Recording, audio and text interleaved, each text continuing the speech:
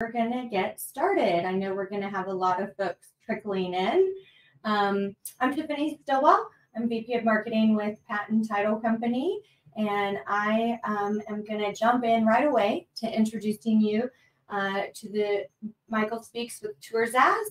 And later on at the later in the session, you'll hear a little more about Patten Title from Heather Oliphant, our sales director.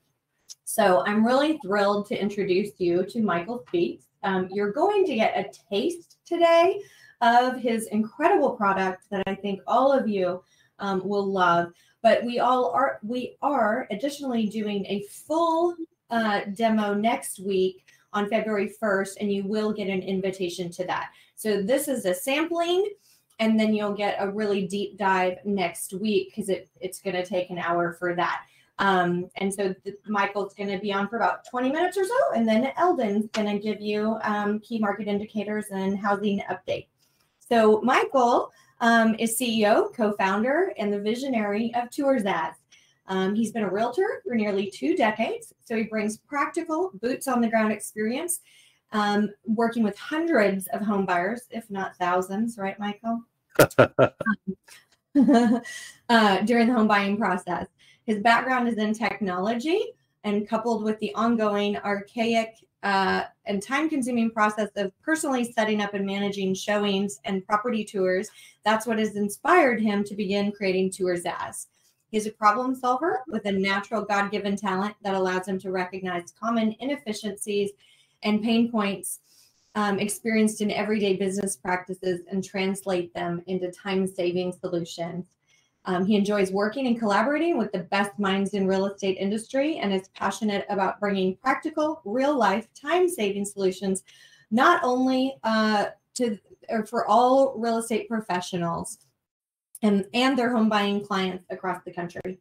So I'm really excited. I've known Michael for, gosh, a decade, and he's just an authentic, kind person and is really wanting to provide a tool to help everyone give a better, more professional experience to the buyers and sellers coming up, but this is a buyer product. So, Michael, without further ado, take it away. My gosh, Tiffany. Hey, real quickly, can you hear me okay? I just want to do an audio check real quick. I think yes. Yes. Okay, great. But yes, we can hear you great and see you and see your screen. Yay, fantastic. Yeah, wow, thank you so much for that intro. And I just want to reiterate the fact that while we're telling our fellow agents a little bit more about Tours As today, like you said, we're going to be doing a more comprehensive, in-depth demo of Tours As next week, and I'm sure everyone will be on the lookout for that email. But more importantly is my wife Stacy and I, we've done these webinars with Eldon before, and we are super duper excited given all that's happening in Austin right now. And we as practitioners and our own business people, especially when thinking about how we educate and inform our clients, this webinar could not be more timely, especially kicking off such a great year that 2022 is expected to be. So super excited. Thank you, Tiffany, and the team for pulling this together. Let me start off real quickly by telling a very, very brief and quick story about really what inspired us to create Tours As. And I'm sure many of the agents on the call, this may resonate with you. So not too long ago, and actually it was a few years ago, my wife and I were meeting clients for a property tour. We had spent the prior day preparing and taking all of their saved favorites, sequencing the tour stops, factoring in traffic, and determining the best tour route, figuring out how much time we were going to stay at each property. And then, of course, moving on to scheduling appointments, waiting for confirmations, printing MLS sheets, preparing clipboards. Well, you get the routine. When we arrived to pick them up from the hotel, they got into our car and we handed them proudly, I must say, we proudly handed them their clipboards with all of the stacks of printed MLS sheets. And keep in mind, they were a lovely, nice couple. likely in their mid to late 70s. And they were super excited to be in Austin as part of the next season and chapter of their life. Well, when we handed them the clipboards, the husband chuckled, handed the clipboard back to us, and said, "When is your industry ever going to get with the times?" I couldn't believe this. I mean, it was actually embarrassing to Stacy and I. And he pulled out his iPad, and of course they remained very friendly and very nice. But you know what they did is they pulled out their iPad, and that's where he and his wife stayed during the entire duration of the tour. And we realized that was the moment that we really had to come up with other solutions and very quickly pivot and meet the digital demands of today's modern consumer. So once again, Tiffany, I appreciate the intro at the beginning. Again, my name is Michael Speaks. I'm the CEO and co-founder of Tours As. And as Tiffany had mentioned, as realtors in Austin since 2002, my wife and I have represented hundreds of home buyer clients and scheduled, my gosh, thousands of appointments. So let me actually switch over my screen here. And here's what we want to communicate today in the little time that we have. As fellow agents, we do realize that there is a growing problem. And the problem for us as agents, speaking as a fellow colleague, is that it's a manual, archaic, and time-consuming process to set up showing schedules, arrange appointments, and share home tour information with our buyer clients. The bottom line is your time and our time is too valuable, especially when juggling schedules with our family, our friends, our colleagues, etc., trying to create as much as we can a healthy work-life balance. Now, what about for our home buyers? Fumbling around with stacks of printed MLS sheets, accessing property links, and fragmented data across multiple apps while touring homes is clunky and archaic. And we as a profession, we as an industry can do better.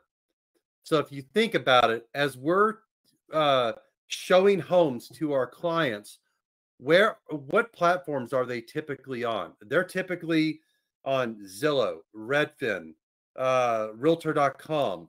No problem. But if we can give them and provide them a better experience, then that's what we are trying to build value on, and that's what we need to do as real estate professionals.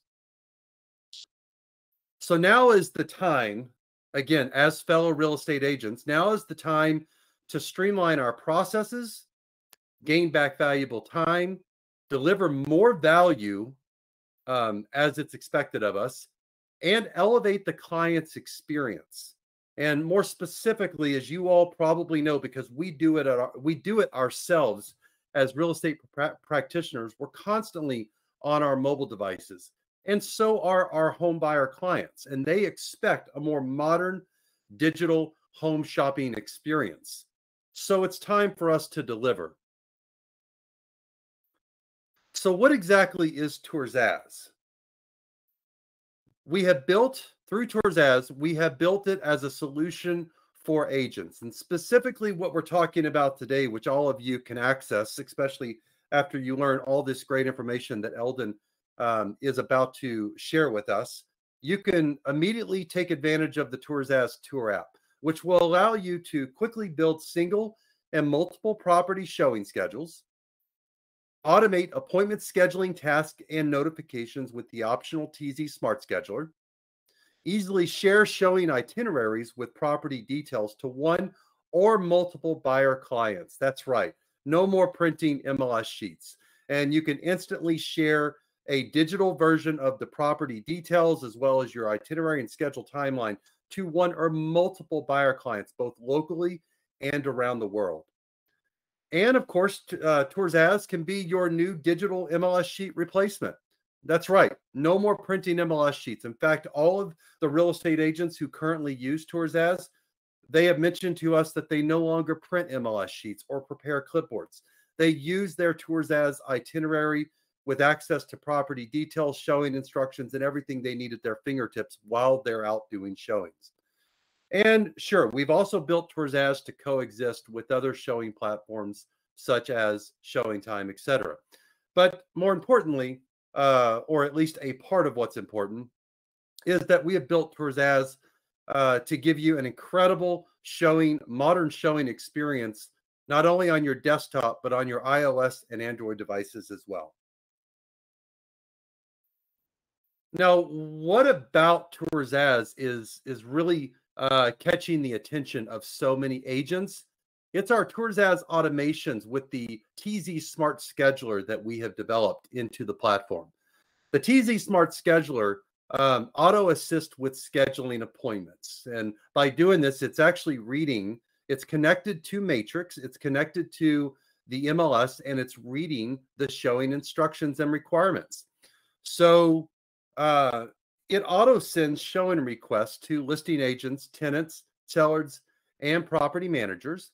It handles your appointment change request with an optional tour optimization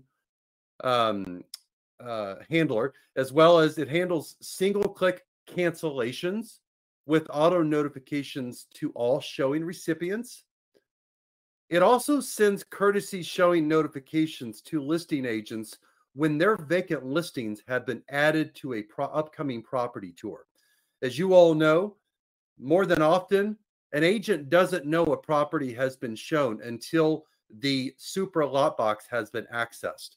So the courtesy showing notifications is a fantastic tool, especially for listing agents who want to know that their listing is added to an upcoming tour. And then, of course, we all know as agents, it's never fun to be on a tour and realize that a property has changed status to pending or active contingent. And so we actually have built into the Tours system to send you as the buyer's agent for any properties that you have set up or upcoming showings, that you receive instant status change notifications for any of those properties that have changed statuses. Now, what about for our home buyer clients? Remember earlier I had mentioned that today's consumer expects the modern digital home buying experience. So we have enabled you through the Tours itinerary to very quickly, with a single click, share the digital tour itinerary with one or multiple buyer clients. What does this digital tour itinerary include? It includes a timeline, a scheduled timeline, as well as a tour map, property details, including photos, HOA, and financial information, as well as other remarks. And it is shareable to family, friends, and colleagues locally and around the world. So many of our real estate agents using Tours have told us that their digital tour itineraries are being shared to family and friends and colleagues states away, multiple states away, as well as around the world, especially given so many people are moving here to the Austin, Texas area from all over the world. So this is a great way for you to shine as their buyer's agent and be their showing superstar, elevating their experience overall. So in the final few minutes before we transition over to Eldon, I wanted to communicate what are the top 5 ways that agents are using Tours so that this can resonate with any of you on this call today. So first of all, what are the top 5 ways agents are using Tours Number 1, they're using it to automate time-consuming scheduling tasks. Agents are using the optional TZ Smart Scheduler to convert scheduling tasks into minutes, even seconds, for single and multi-property showings. So what would normally take you on a single or multi-property tour 30 minutes to an hour is converted into a matter of just minutes and sometimes even seconds with this technology. This is especially helpful when you are out and about in the field showing properties and your client wants to add more properties or remove properties from their schedule. So, and you don't have access to MLS. All you have to do is schedule them straight through your Tours app. Number 2, agents are using Tours as to quickly and efficiently create their showing timeline and route. So they're able to generate their showing timeline and tour map route. Very limited, or without having to use Google Maps, etc. Because as you all know it, as fellow practitioners, when we're on a tour, we're generally getting into our car, pulling up Google Maps and typing in the address and trying to figure out which way to go next. So Tours as really helps streamline this process. Number 3, agents are using the TZ app, we're going to call TZ Tours as, the TZ app on their iOS or Android devices to access the showing schedule and property details during showings. Now, listen to this carefully. Agents are no longer printing MLS sheets. They're no longer relying on some source of data through some app when all they have to do is click on their Tours as app and they can see the showing timeline as well as the appointment times, the drive times between each property, and then you can click into each property and view all the details, HOA information, all the pertinent information that you would normally want on a printed MLS sheet anyway. It makes you, again, look like the superstar realtor that you are, especially in the eyes of your home buyer client, not having to wag around clunky MLS sheets while you're on tour. Many of our agents who are using the platform are also using their assistants or showing coordinators to set up and manage their showing schedules and communications through the Tours as platform. So that's right. You as a real estate agent using Tours as can invite your licensed or unlicensed assistant onto your platform to help schedule all of your showings, and you can have access to those showing schedules that your assistant sets up for you.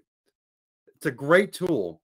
And then finally, number 5, this is especially a big point, especially in today's COVID sensitive world. It allows you as the trusted fiduciary, as your client's #1 buying realtor, buyer's agent, to be able to digitize the tour experience for them. With a single click, after your tour schedule has been created and fully confirmed, you can, with a single click, easily share the digital itinerary with one or multiple buyer clients locally and around the world, including friends, family, and colleagues. Again, very COVID friendly, especially as buyer clients are driving separately in vehicles behind you as you're out showing properties.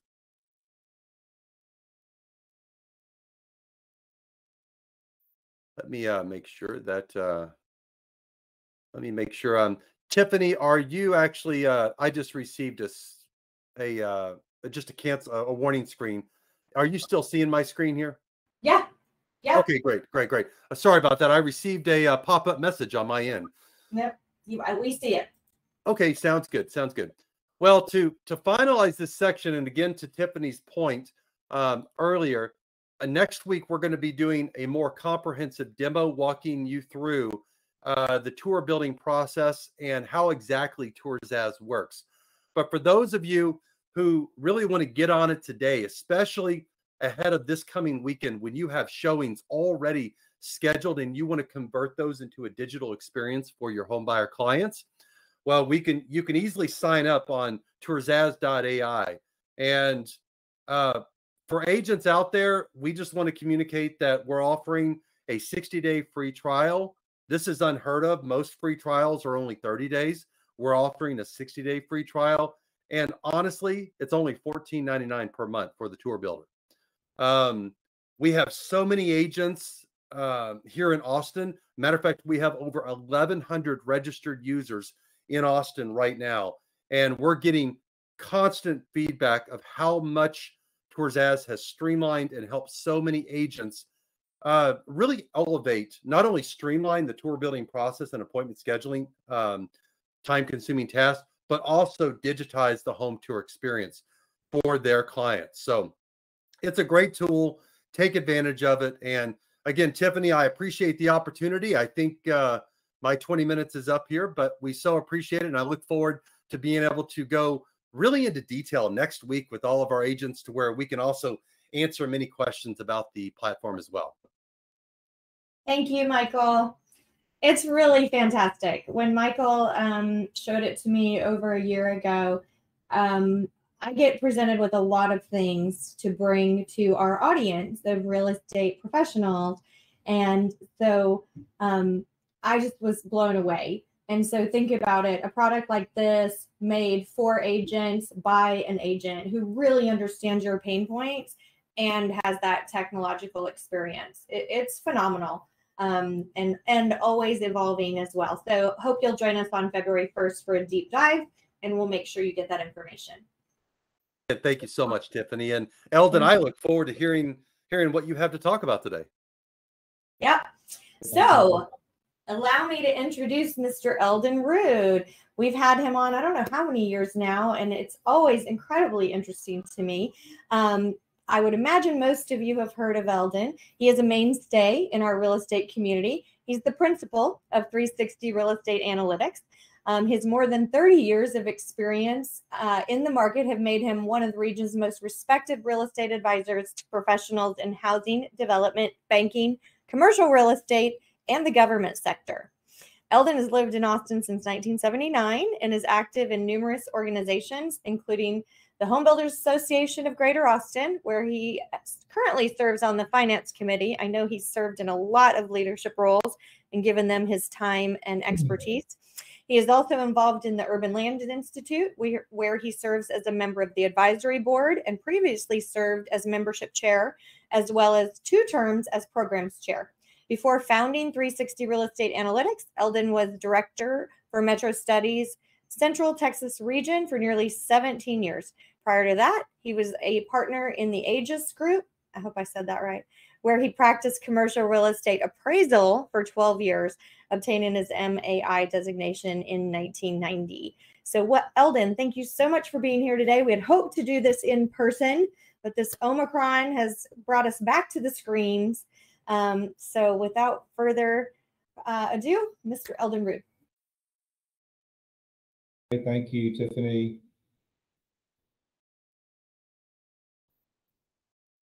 So I'm going to try to move over to a presentation screen,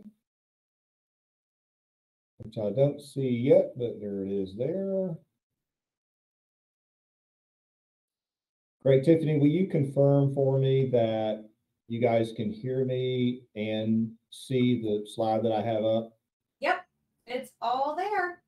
Wonderful. Let me also add, ladies and gentlemen, audience, there is a Q&A section and a poll section on the left of your screen.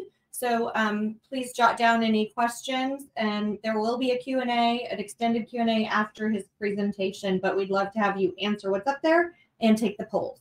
All right, thanks, Eldon. Sure, thank you, Tiffany. Thank you, and thank Patten Title for the invitation this morning. I've worked with Tiffany and her team for a long time. I certainly appreciate their business. We have done this event in previous years, as some of you or many of you know, at Alamo Draft House. All during this COVID time, obviously it's been challenging in terms of in-person stuff. We were all moving much closer to that late last year, and I was meeting with a lot of my clients in person, and we backed up a little bit now, but hopefully as we move forward, we'll return to that. If nothing else, I look forward to eating movie theater popcorn while we were at Alamo Draft House. My wife and I have started to go back to movies recently, and I think half the reason is so we can eat popcorn from the movie theater, which is, as we all know, a lot better than the home. Okay, so my goal this morning is to update you guys on some stats and data, etc., from 2021, and try to use that information as well as other research that we've done, and certainly some of the experience that I've had in the market over the last 3 decades to get an idea of what to expect as we move through 2022 and beyond. I'm going to focus on the housing market, but I'll touch on some commercial sectors as well, because they can all play into the ecosystem of the real estate economy, if you will. What a crazy year it was last year. just amazing. And that seemed to be the buzzword and the most often used term to describe our economy and our real estate market, especially our housing market.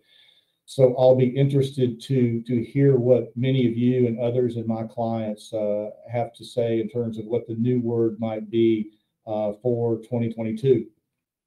But certainly any conversation that has to do with real estate, our economy, and especially housing, whether it be the new home market or the resale market, you can't have any conversation without talking about the supply chain issues and the challenges associated with getting materials to build houses and to finish remodeling houses. So somewhere in one of those containers in Long Beach is probably the Wolf range and the refrigerator that one of you hopes ends up in either your house or one of your clients' houses in the next 3 to 6 months.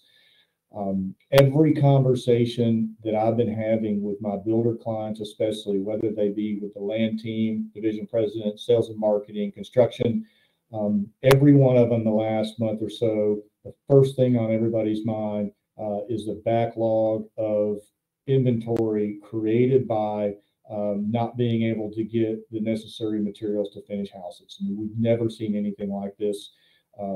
Based on what's going on in China in terms of some of the lockdowns there that are happening, this is not going to get any better anytime soon because some of their factories are shut down, further delaying materials to get into the U.S. So this will be a theme as I move through the presentation, but this is the big challenge facing the builders right now. So as we head into 2022, some kind of big picture comments before I dive into some statistics.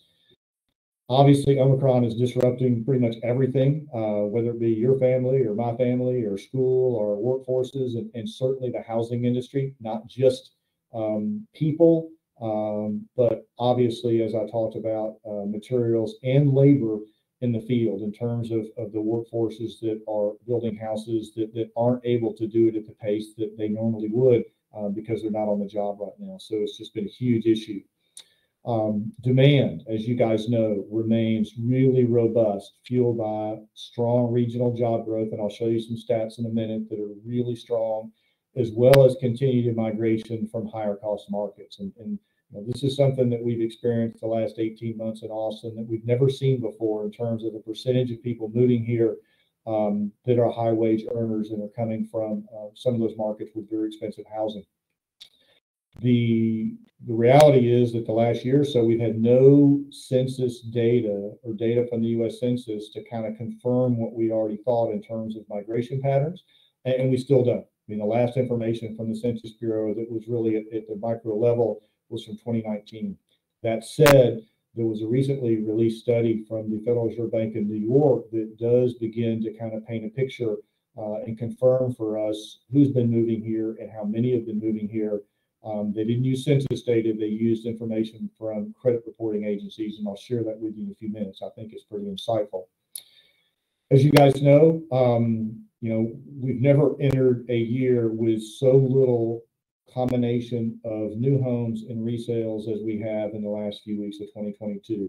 I mean, the MLS numbers that were reported for December, I think it's a 0.4 month supply of inventory market wide. And as I'll share with you a little bit later, the builders have virtually no finished inventory, and that's very unusual entering the spring market. A lot of houses under construction that they can't finish, but not much inventory. A big backlog. There are a number of builders last year, and when I say builders, generally I'm referring to production builders that build over 50 or 75 houses, but I'll break that out into custom builders a little bit later. But generally, all builders are facing backlogs of homes under construction. A lot of them didn't meet their budgets last year in terms of closing because they couldn't finish houses. It wasn't tied to demand. It was just a matter of trying to get houses finished. And again, supply chain challenges likely to worsen in the short term before things get better. So that's kind of the 30,000 foot view. Now I'll dive into a little bit of data. U.S. economy, you know, we all are paying attention to and reading financial press of all the statistics that play into the U.S. economy. I'm not going to go through all of those this morning. I'll just kind of hit on a couple significant elements that we all need to be paying attention to as it relates to housing. And the first is inflation and how that ties in potentially to increasing mortgage rates as we move through this year. And this graph goes back 21 years tracking the level of overall consumer price index, which is inflation. And you can see that only in one period, going back the last 21 years, have we had an inflation rate over 5%, and that was in 07, 08, right before that recession. But that's where we are now. Significant increase in pricing. Part of it is a result of the Fed printing $3 trillion at the beginning of the pandemic and sending it out to all of us to spend. And part of it is due to supply chain issues, which has increased the cost of goods and services significantly. Part of it is due to the labor market in terms of just not having enough labor to meet demand. We've heard from the economists that over the last year that inflation is going to be transitory. We keep hearing that word, and maybe it will. Most economists expect that the inflation rate will drop off as we move through the end of the year. I hope it does. But at this point, certainly the inflation rate is playing into recent increases in mortgage interest rates. And I'll talk more about this a little bit later locally. But just on a big picture basis, this graph goes back obviously a long time. Not everybody out there was involved in the housing market in 1981. I wasn't. I was a little bit young at that point, but just kind of gives you a long-term perspective of how rates have decreased over time. But undoubtedly, over the last 4 to 6 weeks, we've seen interest rates increase fairly significantly. We've been in a low interest rate environment for a long time. So it's going to be interesting to see as the Fed increases short-term rates in the months to come, what impact that's going to have on mortgage interest rates. Because all of us that have been doing this a while will remember that generally a increasing interest rate environment for mortgages is not a positive for the housing market. At the same time, we look back the last year or so, and in Austin, we had 30 to 50% increases in home prices depending upon the submarket. And that might as well have been an interest rate increase in terms of the cost of ownership, but it didn't slow the market at all. So it's going to be interesting to see a combination of increasing rates and continuing home price increases, what impact that might have on buyers' ability to purchase homes. And again, I'll touch on this a little bit later, more at a micro level. So moving over to the local economy, when we all were sitting at home in February and March of 2020, certainly there was a significant amount of dark clouds and uncertainty and uneasiness about what was coming. We got to May of 2020 and things began to open up. And here we sit in the first part of 2022. And who would have thought at that time that we would have experienced what we did in the housing market, and more significantly for the economy, that we would have seen the news of these two really significant major economic development events in our region. First, it was Tesla that announced in, I think it was July of 20, that they were going to build their facility over along 130. As you guys know, the production of vehicles, from what I can read, is imminent there. They'll start building cars in the next few months. It's a really significant economic development event, especially considering all the companies tied to Tesla that have moved here. And then just a few months ago, Samsung announcing that they're going to invest $17 billion in their new chip facility, almost 6 million square foot building just southwest of downtown Taylor.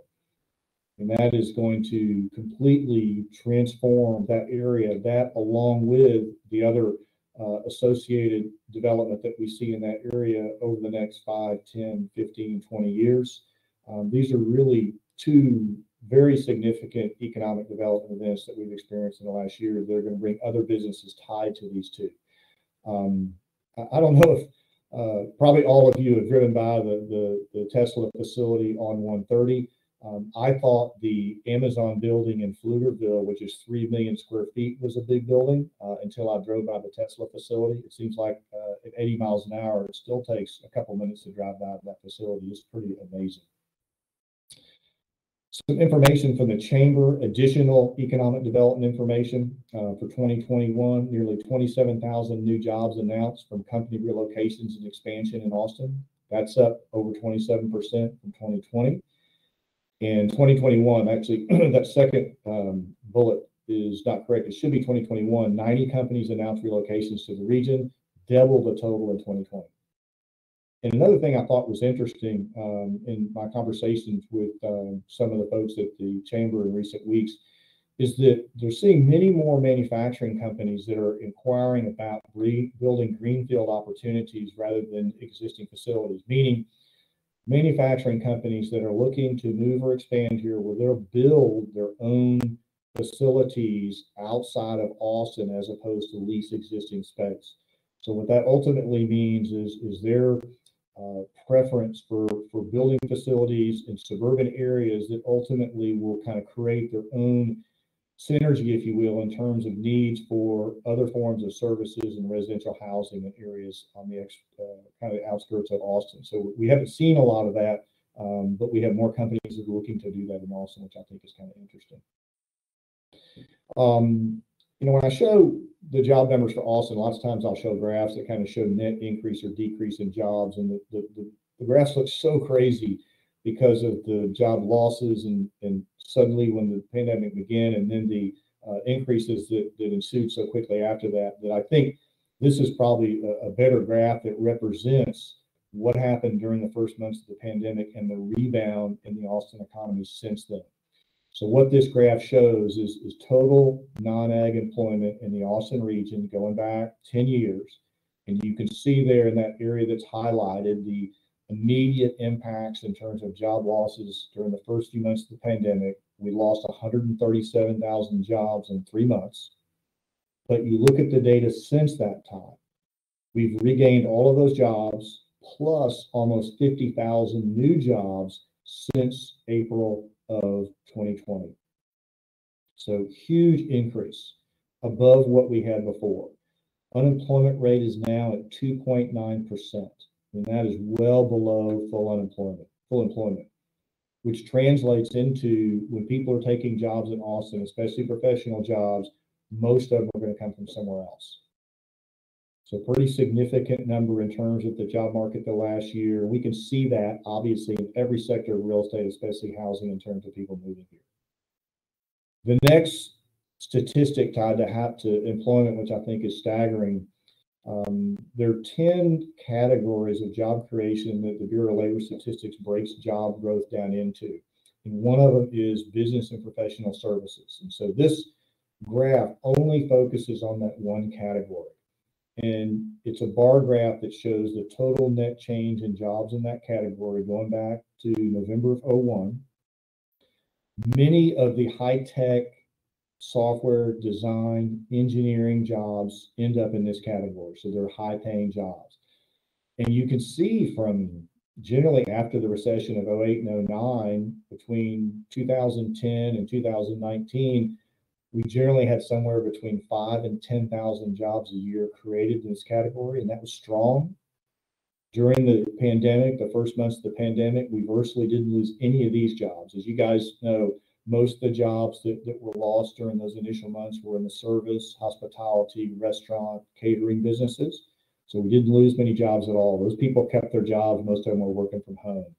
But look at the last year. Almost 30,000 professional business services jobs created in the region. Most of those people had to move from somewhere else.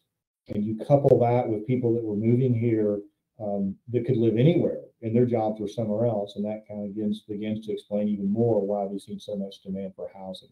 And then a final note on this, many of these professional jobs result in multiplier effects in terms of service jobs created. So the statistic is generally for one of these jobs created, there are going to be 2 service jobs created in the economy. A couple comments on the commercial real estate sector, because obviously this is all kind of an ecosystem that plays into demand for all kinds of real estate. This graph basically tracks the absorption of office space going back to 1999. So those blue bars represent how much net space was absorbed. Obviously in 2020, we had a slowdown. Companies were giving back space to the sublease market. Leasing slowed down. We were still building supply.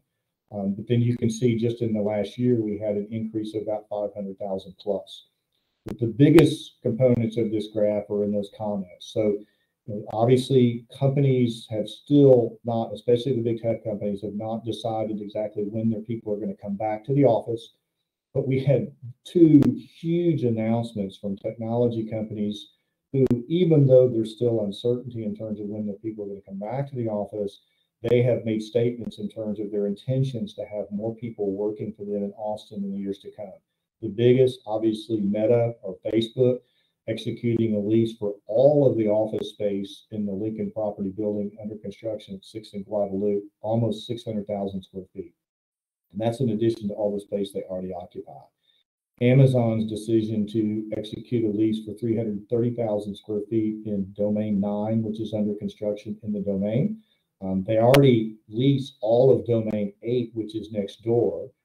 They don't have many people back to work there, but this is just a statement about their intentions moving forward to hire more people in Austin and certainly have some percentage of those people in office space. So I think that's kind of interesting.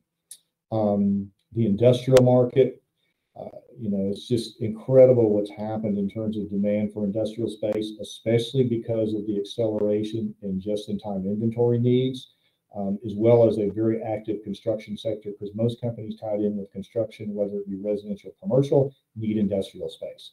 So 2 huge years for absorption of industrial space, a lot of space under construction. And then you look at that last comment in the green box, market vacancy rate for industrial less than 4%. In all the years I've been doing this, I don't think I've ever seen a vacancy rate that low in the industrial market. Just shows extreme demand. And this is not just Austin, but most markets across the country, and especially the Sunbelt markets, really, really strong industrial sector. As I mentioned at the opening, the reality is that there's very little, if any, census data that we can look at for demographic information on who's been moving here. But the Federal Reserve Bank of New York did a study recently that gives us a little bit of insight to that in terms of who's leaving and who's coming. And in the report, it did a very good job, the authors of the report, kind of synthesizing what's happened in terms of this migration, especially from high-cost cities to other areas of the country, including Austin. And I thought I would just memorize all that, but as I got deeper into it, I realized how good a job they did explaining this. So I'm going to read a little bit of this to you because I think it makes it clear. So this is the authors of this study, their words. With the pandemic forcing many across the U.S. to telecommute, workers no longer tied to an office decided to relocate to more attractive and more affordable metros, different from where their employers are located. Cities such as San Francisco, San Jose, Los Angeles, New York have a disproportionately high share of jobs that offer the option to work from home. And these metro areas have the highest cost of living among all the nation's major cities, thus the incentive to move to more affordable locations. And this final comment, I think, is the key one. Before the pandemic, many workers had no choice but to remain in the high-cost metros because they're the high concentrations of high-wage jobs in those areas. The new option of remote work removed these constraints, unleashing a wave of migration. So we've always, for a number of years, seen people from high cost, expensive, especially coastal tech markets moving here. But in many cases over the years, a lot of people that work for the companies in those cities, they couldn't leave. They had to stay there. But obviously with the beginning of the pandemic and the opportunity to be able to work from home changed all that, and thus the significant migration. So a couple stats that they released as part of this report. I won't dive into all of this, but I'll focus on the 2 graphs at the top. The one at the top left shows net migration in terms of where people were moving to. And again, these aren't census data. This is from credit reporting companies, and everybody who has a credit card has to have a credit report. And when they move, they have to change their address. So that's the data that they use. The orange bars represent after the beginning of the pandemic. The blue bars are before that. So you can see Florida and Texas, the biggest beneficiaries of people moving out. And then in that next graph to the right, California and New York, the biggest numbers in terms of people leaving. So Texas and Florida, the largest net immigration since the pandemic started. Texas immigration was up 60% in the 5 quarters after the pandemic started compared to the 5 quarters before. California and New York are the top sources of inbound immigrants since the pandemic began. The next graph shows the metros in Texas where people were moving to. No surprise, the biggest cities had the biggest migration, well, whether it be before or after the pandemic: Dallas, Fort Worth, Austin, San Antonio, and Houston.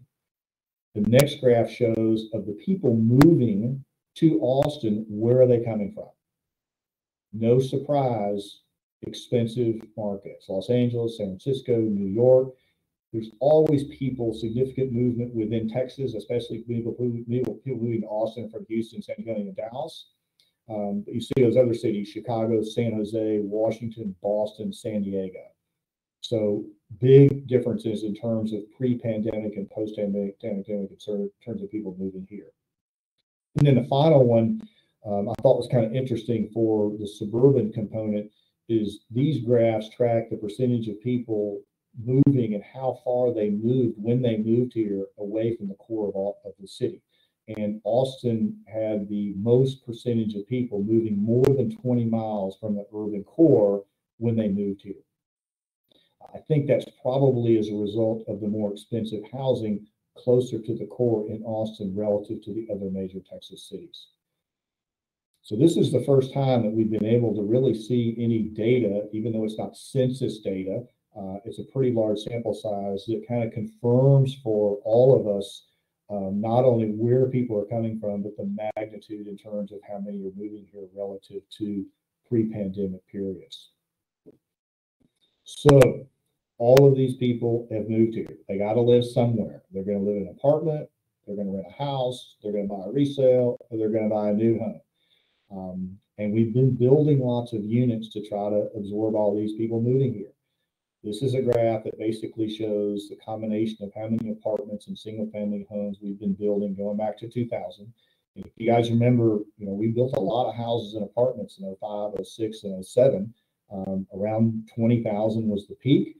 Now we're building 35,000 in 2021 to accommodate all the people that are moving here. As you guys know, there's no room. I mean, the supply is just not there, and I'll get into that as we move through the next few components. So the apartment market, we'll start with that. In the first few months of the pandemic, there was a migration of folks out of kind of core downtown Austin apartments into suburban areas as people were fleeing density or buying houses. In-migration slowed a little bit in those first few months because people were not going anywhere.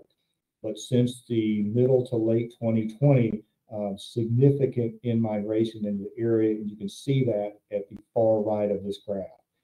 Average rents citywide up 26% from the third quarter of 20 to third quarter of 21. I don't have fourth quarter data yet from Austin Investor Interest. Citywide occupancy almost 96%. That's full. I would expect the rent numbers that come out for the fourth quarter are going to show a big increase again. So you think about all the people that have moved here that are living in apartments, their rents have gone up 20, 25, 30%, 26 is the average. Certainly huge incentive to buy in terms of getting out of a situation where their rents continue to go up. This graph is a picture of how many units we've been building in Austin over the last number of years. So we've been building lots of apartments. This is the entire region. In that box, the yellow box, is kind of the key statistic in terms of why we've seen rents increase so much in the last year. So we built about 10,000 units in the last year. We absorbed, meaning people moved into 18,000 units. So when you have a lot more people moving in, then you have supply being brought to the market, and the occupancy rate is still high. The result is going to be owners and managers increasing rents significantly, and that's what we've seen over the last year or so. And as you guys know, you can't drive anywhere, whether it be urban or suburban areas, where you don't see apartments under construction. It's pretty amazing. And now with a lot of workforce apartments being built, you see them being built in kind of obscure areas in Northeast, East, and Southeast where you normally wouldn't expect apartments to be built. But that's the only places where developers can find land that's pricing anywhere close to what will work in terms of workforce rents in contrast to rents that are urban or downtown or along Ronald Reagan or Palmer or something like that. Just to give you a picture of what's happened downtown. So this is just Class A downtown apartments. So you can see in the beginning of the pandemic, softening there, people not moving into town, people leaving apartments downtown to buy or move suburban. The Airbnb industry slowed down. They weren't renewing. Corporate travel wasn't happening. But it wasn't very long before the market turned around and people started to move to Austin. So rents have increased 35% Class A downtown between 3Q20 and 3Q21. Significant rent increases. So average rents downtown in those buildings generally $330 plus a foot. So 1,000 square foot apartment, $3,300 a month.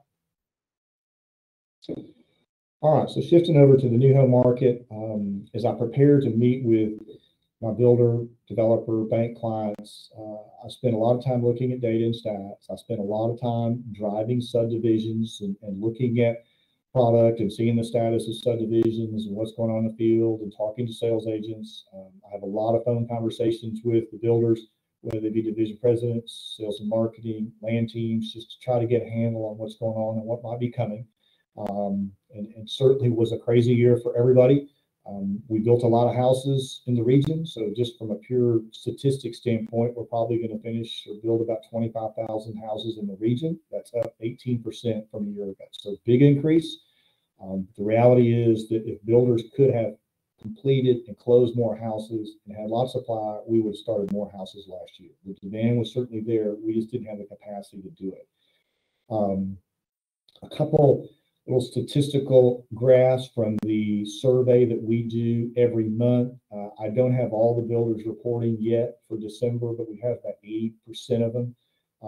So I know it's kind of a busy graph, but basically what you're looking at are monthly reported totals from the production builders that participate in our survey of gross sales. 2019 is in blue. 2020 is in red. So you can see there in April, numbers dropped off significantly during the beginning of the pandemic, and then they shot up for the rest of the year. And you can see at the far end of that red graph, huge sales in December, and then 2021 is green. So we started out with a huge month of sales in the beginning of 21, and then the numbers dropped. And they didn't drop because of demand. They didn't drop because the builders did not have the capacity to be able to sell as many homes as people wanted. They were beginning to have supply chain issues. So they did everything they could to throttle back sales. They were allocating sales. They implemented bidding situations, which is still going on. So they slowed sales during the spring and early summer until it began to get a little bit better handle in terms of pricing and pace. So the sales began to pick up in August and stayed pretty moderate flat for August through the end of the year at a strong level, but they could be selling more, but they just don't have the inventory to do so. So I'll show you two graphs on under construction specs, and this again is mostly the production builders. So we started 2021, that green line, pretty low number under construction because we had sold most of what we had. So you see that line has increased as we move through 2021. So you might think on a cautionary side, wow, are we building too much inventory? And the reality is that number is big for two reasons. Primarily because the builders can't finish houses fast enough. They're stuck in backlog. And two, they're waiting much longer in the construction process than normal to put those houses up for sale. So most of the production builders out there are waiting till they get to at least sheetrock before they price a house. So when you look at this next slide and add it to what's under construction, the numbers for in terms of total inventory are pretty low. So here's finished inventory. So this means homes that were started as specs that are finished that aren't sold. So if you look at that red line, we started 2021 with somewhere around 500 finished specs. We finished the year with less than 100. And the builders that are including our survey, which is about 26 production builders, they finished the year with less than 100 finished specs. So they just aren't there. So when people go out and drive subdivisions and they see houses, virtually none of them are going to be finished and unsold. Most of them that are under construction, if they're past sheetrock, they're sold. If they are not to sheetrock yet, they aren't for sale because the builders are waiting. So it's a very acute situation and nothing that we've really ever seen. Certainly I haven't in many years. When I talk to the builders, everyone with every division or every function they have within the company, the first thing they talk about is the challenge of completing houses, getting materials to finish houses, finding enough labor to finish houses. If you'll go driving new home subdivisions, sometimes you'll see some of the big builders have, maybe 30, 40, 50, 100 specs under construction, and you won't see many construction teams. It's either because the materials aren't there to put the windows in, the garage doors up, or the sheetrock in, or there's just not enough labor to do so. It's a pretty amazing situation. The next concern that the builders have, especially sales and marketing and division presidents, have to do with mortgage rates. I mean, we've obviously been in this low environment for a long, long time. Rates have bumped up. It certainly appears from everything that we read and hear from the national press and from the Fed that interest rates are going to rise as we move through this year. The big question is, with the combination of price increases and interest rates, how much impact does that have on the market? All right, looking at pricing, I'm going to share a few graphs with you that's basically house price index data from FHFA, which is the national entity that accumulates pricing index information. And these graphs are basically going to compare Austin to some different metrics. This one compares Austin through the third quarter of 21. The fourth quarter data won't be available till March, to Texas and the US. This graph compares Austin to Dallas, Houston, and San Antonio, all of which had really strong appreciation last year. Austin much higher than all of these. That 22% appreciation in San Antonio, that's the highest I've ever seen that number in the 3 decades I've been doing this. So obviously a lot of in-migration in San Antonio as well, from people from areas that had more ability to pay more than the San Antonio market had, just kind of like Austin, but to a more severe degree. Some of the cities that we compete with for tech talent and for the tech companies, Atlanta, Denver, Nashville, Raleigh, Charlotte, all of them had appreciation on above or around 20% in the last year. Austin, 34%. Austin compared to Denver, San Jose, Portland, Seattle. And typically when the market's strong, all of those markets outpace Austin in terms of appreciation. We had higher appreciation than all those markets in the last year. And so where does that leave us? So this is the median price indicators from National Association of Realtors. So you've got 17, 18, 19, and 20, and then the first 3 quarters of 21. The fourth quarter data is not out yet. So in a very quick period of time, obviously our pricing went well above DFW, Houston, and San Antonio, now well above Atlanta, Nashville, Raleigh, not as high as Denver, closing in on Portland, Seattle obviously above. If I put San Jose and San Francisco, obviously those are both over 1.3 million in terms of median housing. So when I look at this graph, one, it's kind of startling, and two, the question kind of rises, for people and companies that are looking to grow. Austin has always been looked at as a great town to move to, and it's affordable. And so we've lost a little bit of that advantage, if you will, over some of these cities. I'm not saying people are going to stop coming here. It's just kind of interesting to look at that dynamics of pricing here relative to some of these spots that also are attractive for people to move to. Won't spend a lot of time on this component in terms of lots and land, but the reality is that everything that we build stuff on, whether it be retail, industrial, office, apartments, houses, starts at raw land that has to be bought, and entitled, and developed.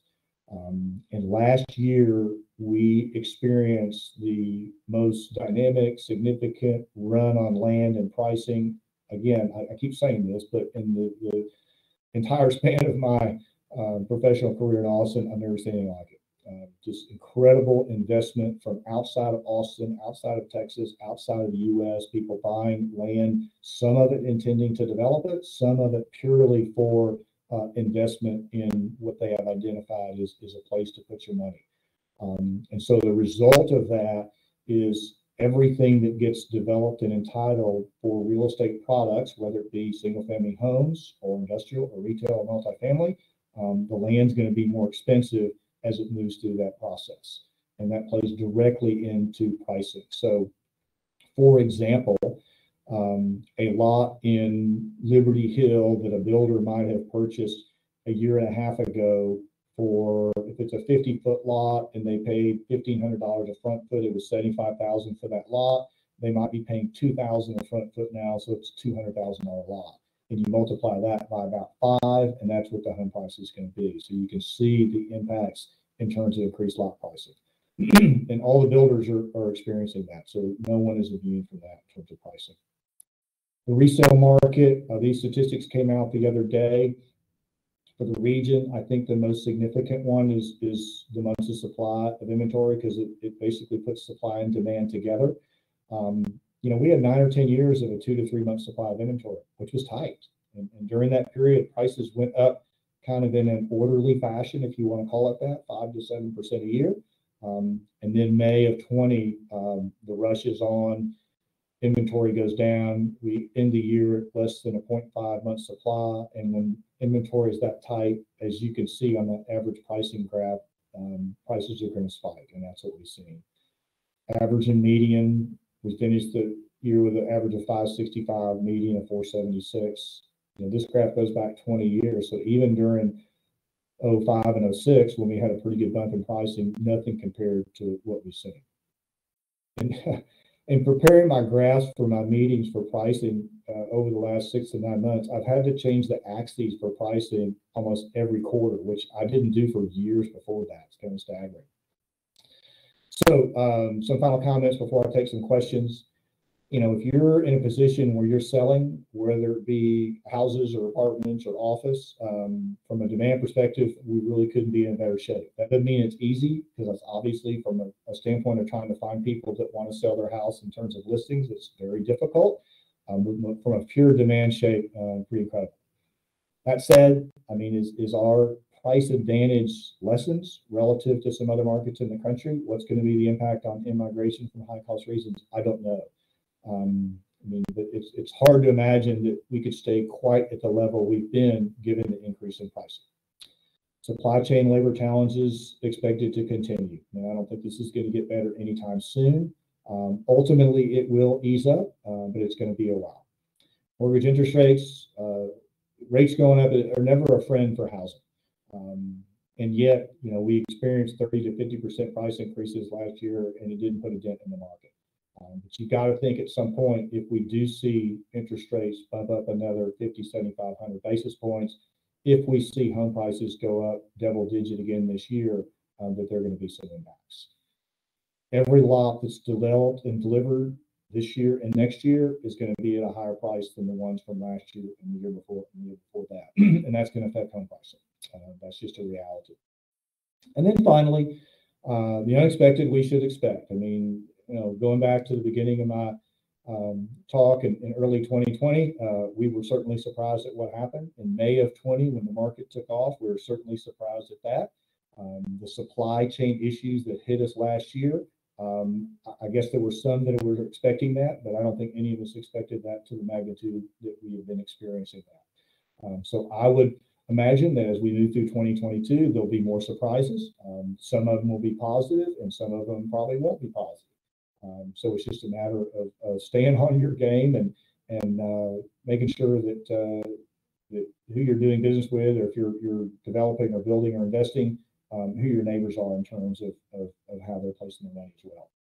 So with that, I'll be quiet and be happy to answer any questions that the group might have.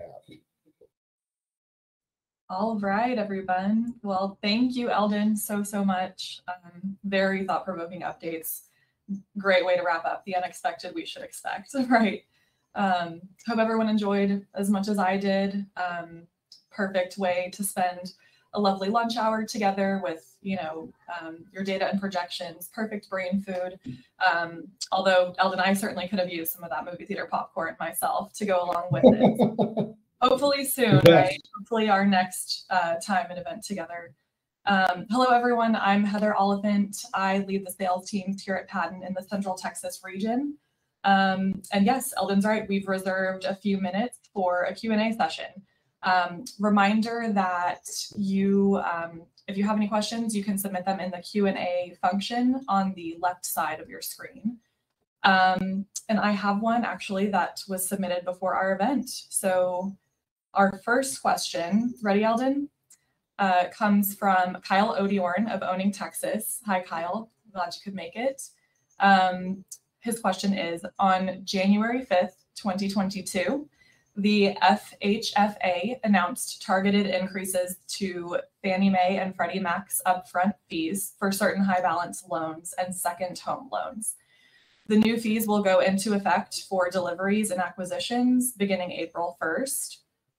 For second home loans, upfront fees will increase between 1.1% and 3.8%, tiered by loan to value ratio.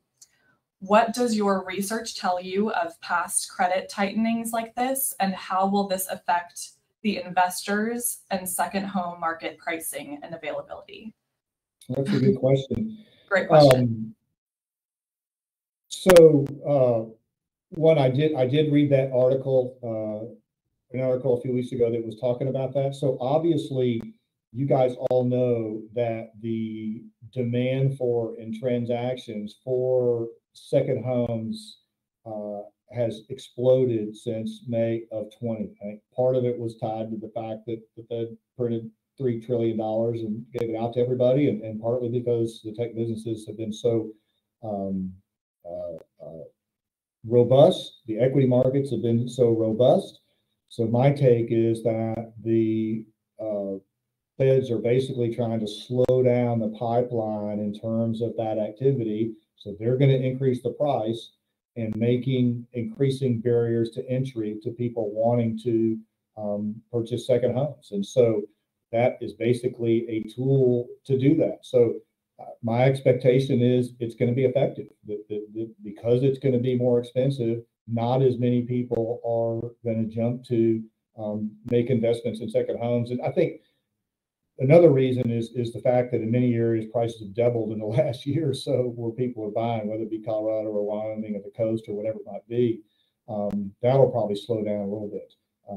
And the effects of the stimulus probably slow down a little bit as well in terms of PPP money, et cetera.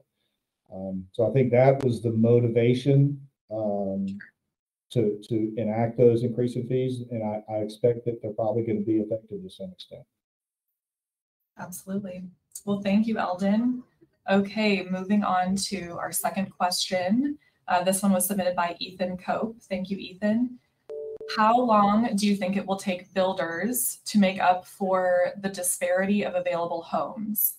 Building permits are up. Do you expect the inventory to catch up with demand? Also, do you have any data that you can share on how realtors are winning bids for the limited inventory? What are the percentages of buyers using cash or cash-like products versus traditional financing?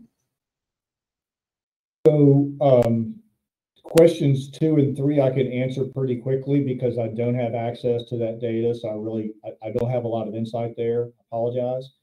On the first part of the question, I think I'd answer that in a couple of ways.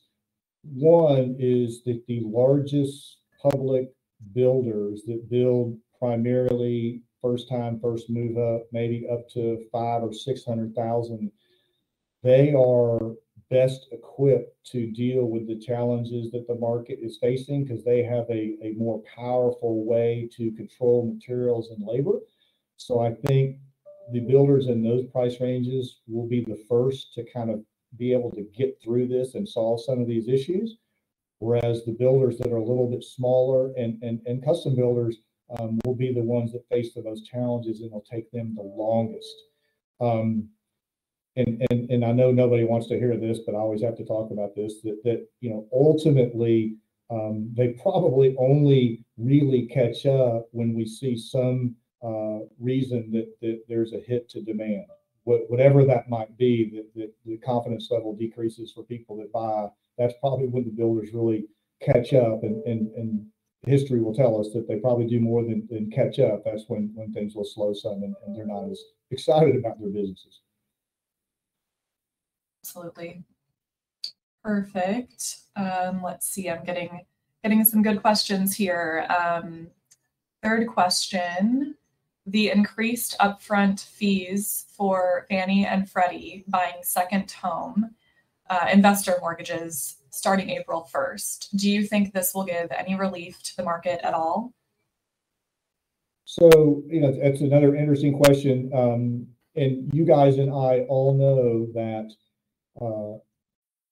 that there are certainly a number, and probably more than ever, transactions in the market, whether they be resale or new, of investor purchases. And there's no real way to track that. When I ask the builders how many or what percentage of their homes they sell to investors, I never get a straight answer. I mean, I'm friends with all of those people. I've worked with them for years, but they're very careful how they answer that question. To your question specifically, I don't think there's any doubt. Again, it goes back to the motivation of why they're increasing those fees, and it's directly aimed at trying to slow down the pace and number of investors who are buying. So I think that there will be some success there in terms of just kind of discouraging more investors from entering the market, just because it's going to cost more. I don't think that brings things back in balance yet, because there's just so much demand relative to supply, and we have so little supply overall. It's going to take a while. Right. Okay, great conversation, everybody. Let's see, we have a few more. Question number 4. How long do you think it will take builders to make up for the, I'm sorry, did I read that one already? No, I did not. Okay, how long do you think it will take builders to make up for this disparity of available homes? Building permits are up. Do you expect the inventory to catch up with demand? That was a deep question. Yeah. I apologize, Eldon. That's all right. I probably would answer differently, so I'm glad you're going to save me on that one. Yeah. All righty. Beauties of technology, everyone, right? Okay, let's see. Here's a good one. What areas in Austin, besides Dripping Springs, Taylor, and Franklin, do you believe will be the next areas of affordable growth for clients in 2022? So I'm not sure if someone meant to mention Dripping Springs in that group, because I think Dripping had the highest appreciation rate of any submarket in the region last year. So seriously, it all really, in terms of growth, and the most growth is going to take place where we can build the most houses that are affordable to the most largest segment of the population. And the land to do that is generally, no surprise, east. So we're going to see a lot more going on along 130 in its northern reaches, north of Hutto up towards Georgetown, and then 130 east out to Taylor, Eldon, 130 down to Mustang Ridge, south of there, 21, Uland, east of San Marcos. And then the next variable is utility availability. But a lot of it has to do with pricing. I mean, we're going to continue to see growth all over the region, but that's where most of it's going to be. Awesome. Good insights. Thank you, sir. Let's see. I believe that's all the questions that have come through. Reminder that you guys can submit through that module. Anyone else have any lingering questions for our expert here? Give everyone a few more moments. Okay. All right, you guys. Well, if anyone has questions that come to mind after we conclude, please get in touch with your Patten sales representative, and we'll be sure to help out with that. So that's all the time we have today. With that, we'll conclude our session. I'd like to thank Eldon and Michael both so much for generously sharing their time and their expertise.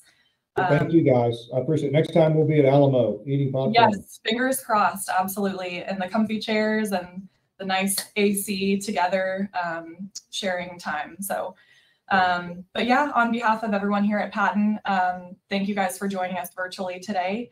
As mentioned, we will be sharing Eldon's presentation via email tomorrow, along with some other information about our 5 Austin locations and our escrow teams who would be honored to partner with you on your next transaction. That's it, you guys. Thank you so much for attending, and we will see you at the closing table.